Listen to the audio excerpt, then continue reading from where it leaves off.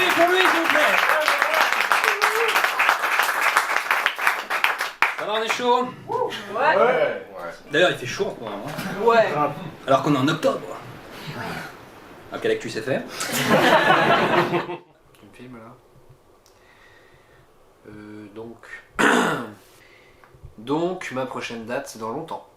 Parce que j'envoie des messages et je n'ai pas de réponse. Parce que je ne suis pas Gad Elmaleh. J'avais donc 2 dates de prévues, 3 même, qui ont dû être annulées au dernier moment, pour des raisons diverses et variées. Il y en a où je me suis gouré, il y en a où bon bah j'arrive et il n'y a personne, donc ni public, ni MC, ni rien du tout. Donc bah je peux pas jouer quoi. Du coup la dernière fois que j'ai joué, techniquement c'était à Halloween. Devant mes potes, avec mon super micro. The Voice. Salut, ça va quoi? Ouais, est-ce que tout le monde est chaud? C'est con hein, parce que c'est censé être mon métier, je crois. J'aimerais bien faire mon métier, et ça marche pas trop. Une fois j'étais chez moi, je regardais un film porno.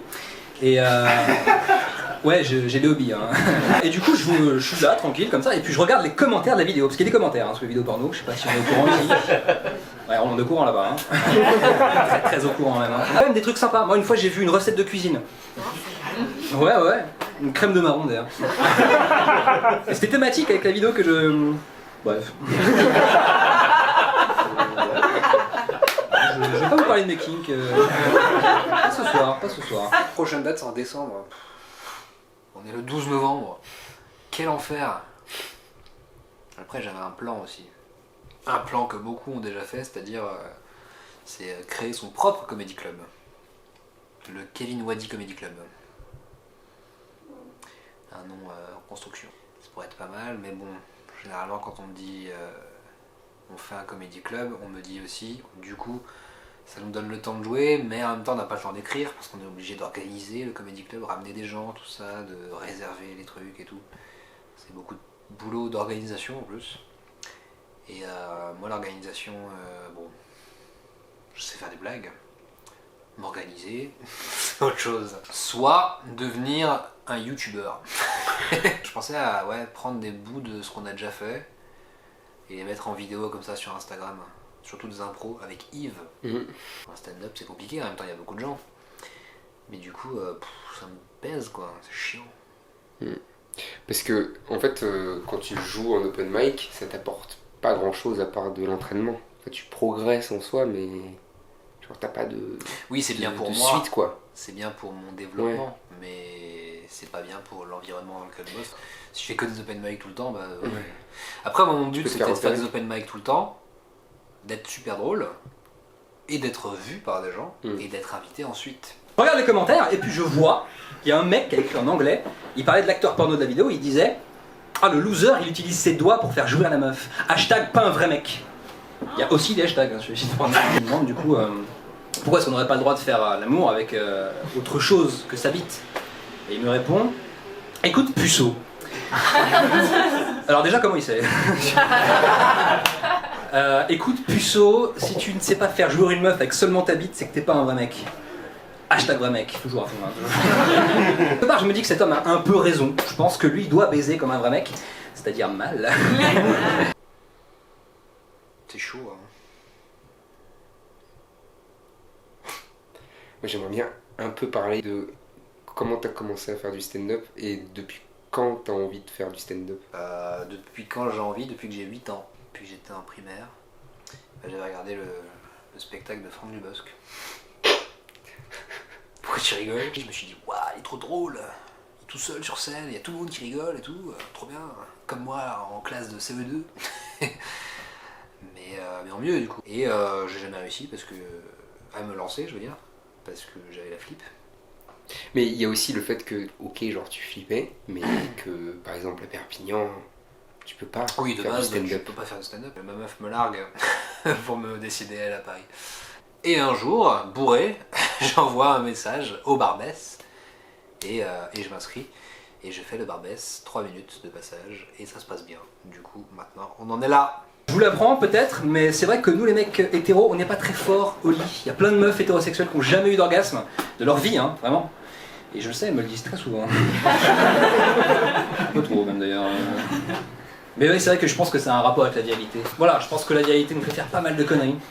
Après, c'est pas grave, hein, je suis pas non plus totalement à plaindre, j'ai des trucs un peu virils. Par exemple, j'ai plutôt un gros sexe. Mais c'est pas que des avantages, hein, attention. Avoir une grosse bite, c'est compliqué des fois. Non, c'est vrai, faut le dire un petit peu. J'entends pas beaucoup de gens en parler de ça, mais il y a des inconvénients, quoi. Moi, le matin quand je me lève, tu vois, que je mets mes chaussettes, on peut se tromper de jambe, quoi, tu vois. Ouais. Elle est un peu sale, celle-là. Je vous l'avoue. T'adores? Ça me fait plaisir, écoute, ça me fait plaisir. Bah, j'adore. Maintenant, la chose que tout le monde veut savoir, est-ce que tu as réussi à finir la blague de la première vidéo? Pas encore, pas vraiment. Qui elle-même, qui lui-même était un connard. Ouais. J'ai pas encore fini. Mais en même temps, ça fait longtemps. J'avais un peu laissé de côté ce texte. J'arrivais pas trop à me mettre à l'écriture, alors que maintenant, j'écris beaucoup plus. Pas assez encore, je trouve. Et j'ai moins peur d'écrire aussi. Je suis très peureux comme gars. Hein.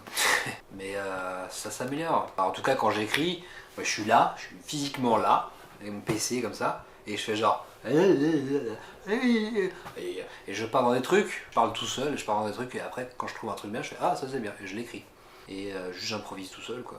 Ça m'arrive souvent d'improviser tout seul. Même quand j'écris pas, des fois je suis en train de faire du vélo, et puis je parle tout seul. J'aime bien faire du vélo et parler tout seul parce que personne m'entend, enfin on m'entend très, très peu, parce que je ne fais que passer. Il y a un piéton là, j'ai fait du vélo là. Que les piétons qui disent priorité aux piétons, hein, priorité aux piétons. Quand je passe, je dis ah, cette bande d'abrutis sont pointés comme ça, plantés comme ça dans le sol, ils regardent comme ça. Ils bougent pas, ils restent comme ça. Je passe et ils font piéton. Mais c'était rouge ou vert? C'était vert en plus. Pour qui? Pour moi. Ah. C'était vert pour moi, et le mec était juste devant le passage piéton, il n'avait pas un pied dessus, hein, il était devant, et il ne bougeait pas comme ça. Donc on ne sait pas s'il plante sa tente ou s'il veut traverser. Dans sa tête, il voulait traverser. Et du coup, et là je me suis énervé, j'ai gueulé dans la rue. Je suis un vrai parisien maintenant. J'ai gueulé sur la route. Il dit pas priorité au piéton. Et moi je suis là dans la rue, je fais connard.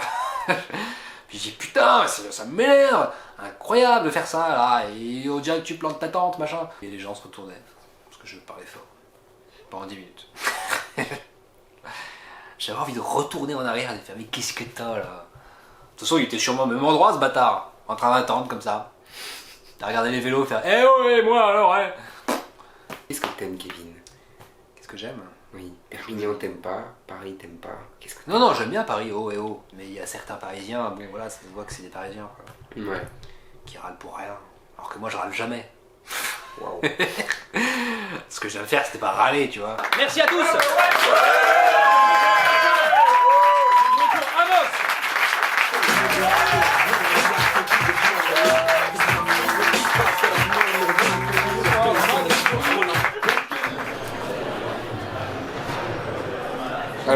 Alors c'était chouette. Non, j'étais méga stressé au début. Je crois que j'ai vu des humoristes qui passaient qui étaient bien. En tout cas, j'étais stressé, j'ai eu un peu de mal à commencer. Ouais. Et puis après, ça va, c'est allé. J'ai pu tester une vanne seulement, bon, c'est pas grave. C'est celle où je dis j'ai une grosse bite. Et du coup, tu te trompes de jambe. J'aime bien. Tu vois, elle a marché. Ah, Ouais, elle a marché. Il J'ai jamais dit. j'y croyais pas. Non, j'ai dit que si ça marchait pas, ce serait horrible, ce serait très gênant. Oui, c'est vrai. Oui. Je trouvais que j'avais trop de déchets avant, trop d'hésitation, trop de machin. Là, j'ai voulu faire un truc vraiment propre pour faire un truc bien, quoi, et que pouvoir le montrer ensuite à des plateaux, éventuellement être invité à des plateaux. Ce serait cool parce que je fais que des open mic et les invitationnels, là, c'est quand même vachement bien. D'ailleurs, t'avais envoyé des vidéos déjà à des plateaux. Ouais, mais j'ai pas eu de réponse. Ouais. Ah, ils sont occupés, voilà, c'est tout. Et puis peut-être que je pue la merde aussi. Il doit y avoir un peu un subtil mélange des deux. Et c'est où que t'aimerais jouer? Au Splendide. Bah tiens, c'est le premier spectacle que j'ai vu de Franck Dubosc, c'était au Splendide. Il arrivait sur scène, il faisait genre bon bah voilà, je suis au Splendide, alors voilà, je fais une petite entrée un peu spectaculaire. Et là, il y a pas longtemps, je suis arrivé devant, je me suis dit waouh, ça matérialisait un truc de quand j'étais petit que je trouvais inatteignable, tu vois. Je trouvais ça cool. Du coup, ce serait cool d'y jouer aussi.